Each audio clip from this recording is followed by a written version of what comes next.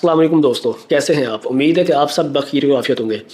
دوستو، آج کا جو ہمارا ٹاپک ہے وہ پاکستان کے وزیر اعظم شہباز شریف کے غیر ملکی دوروں کے متعلق ہے۔ دوستو، حال ہی میں جو ڈیولپمنٹ ہوئی ہیں، پاکستان نے امریکہ کو دو ٹوک جواب دینے کا فیصلہ کر لیا ہے۔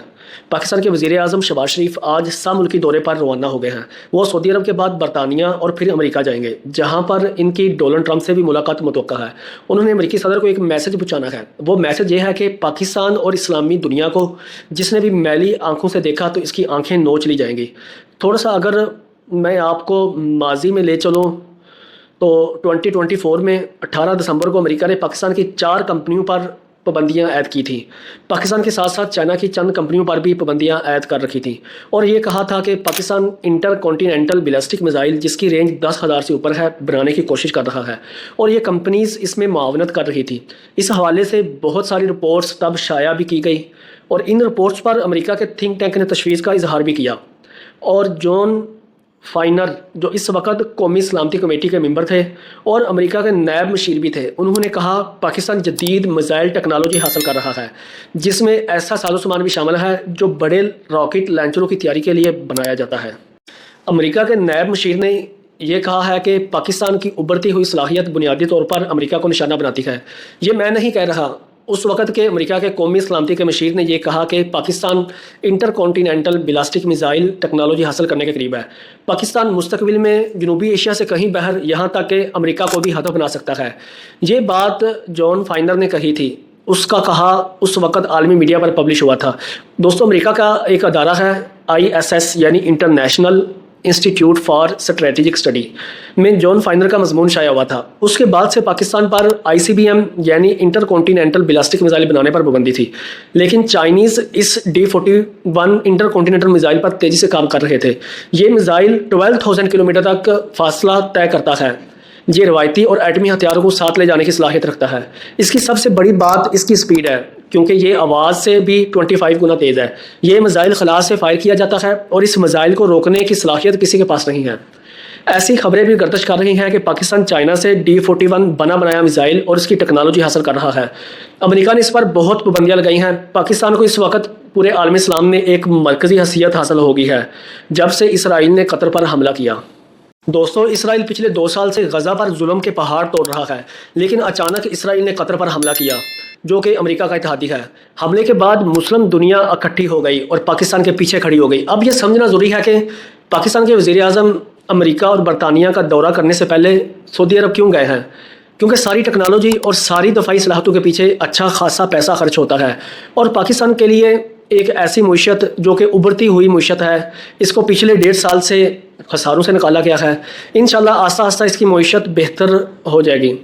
ابھی پاکستان کی معیشت اس بات کی اجازت نہیں دیتی کہ انٹر کانٹیننٹل بیلسٹک میزائل جیسے بڑے پروجیکٹ پر اکیلا کام شروع کر سکے۔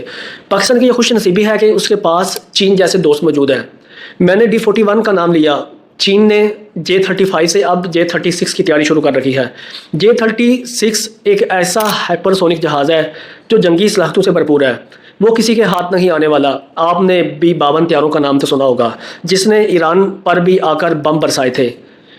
بمبار طیارہ یہ ایسا بمبار طیارہ ہے جو 36 گھنٹے فضا میں اڑنے کی صلاحیت رکھتا ہے۔ اسی طرح ایک بمبار طیارہ چائنا بھی بنا رہا ہے جو پاکستان کے پاس آنا ہے۔ تو اس وقت پاکستان تمام مسلم امہ کو لیڈ کر رہا ہے۔ پاکستان نے عرب دنیا کے دفاع کا بیڑا اٹھا لیا ہے۔ پاکستانی وزیر اعظم سعودی عرب کے بعد برطانیہ جائیں گے، اس کے فوری بعد امریکہ جائیں گے، جہاں پر نہ صرف اقوام متحدہ کی جنرل اسمبلی سے خطاب کریں گے، بلکہ یہ بھی کہا جا رہا ہے کہ ان کی ملاقات امریکی صدر سے بھی متوقع ہے، اور امریکی صدر سے 2 ٹوک الفاظ میں یہ کہا جائے گا اگر اسرائیل باز نہ آیا تو اسے سبق سکھایا جائے گا۔ اس کے لیے جو کانفیڈنس چاہیے وہ سعودی عرب ہمیں دے رہا ہے۔ میری اس سے مراد وہ مالی معاونت ہے جو ایسے بڑے پروجیکٹ کے لیے کی جاتی ہے۔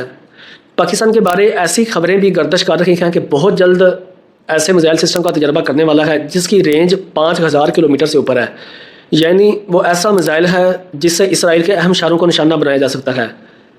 میں اس لیے کہا کرتا ہوں گھر پاکستان نے معاشی طور پر تو اتنی ترقی نہیں کی، لیکن دفاعی پیداوار کے حوالے سے پاکستان اسلامی دنیا میں ممتاز حیثیت رکھتا ہے۔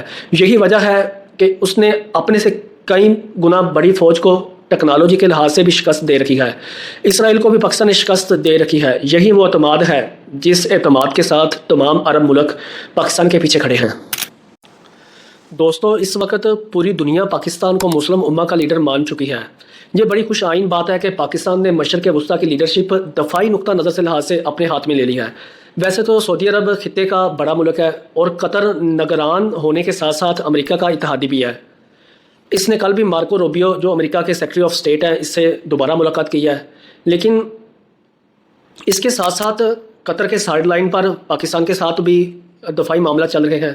اس وقت تمام میڈل ایسٹ پاکستان کی دفاعی صلاحیتوں کو مانتا ہے، اور ماننے کیوں نہ، کیونکہ پاکستان کے پاس بہت اچھے میزائل اور ہتھیاروں کی ٹیکنالوجی رکھتا ہے، اور مستقبل قریب میں ایسی ٹیکنالوجی اس کے پاس آنے والی ہے جن کا جواب نہ اسرائیل کے پاس ہوگا اور نہ امریکہ کے پاس۔ یہی دو ٹوک بات ہے جو کہ وزیر اعظم کرنے کے لیے ملک سے باہر گئے ہیں۔ پاکستان اپنا موقف اور عرب دنیا کا موقف دنیا میں پہنچا رہا ہے۔ مضبوط ارادوں کے ساتھ سفر کا آغاز کیا گیا ہے۔ وہ تمام توقعات جو عرب دنیا کو پاکستان سے ہیں وہ مکمل ہوں گی۔ اقوام متحدہ میں جو تقریر ہمارے وزیر اعظم کریں گے وہ سننے کے لائق ہوگی۔ اس میں یہ پتہ چلے گا کہ کس طرح پاکستان نے پورے عالم اسلام کی لیڈرشپ، اس کا علم اور جھنڈا اپنے ہاتھ میں لے لیا ہے، اور اس کے بعد اسرائیل کی خیر نہیں۔ دوستو اب تک کے لیے بس اتنا ہی۔ اپنا اور اپنے گرد و نواح میں تمام لوگوں کا خیال رکھیے گا۔ پاکستان زندہ باد، پاک فوج پائندہ باد۔ اللہ ہم سب کا حامی و ناصر۔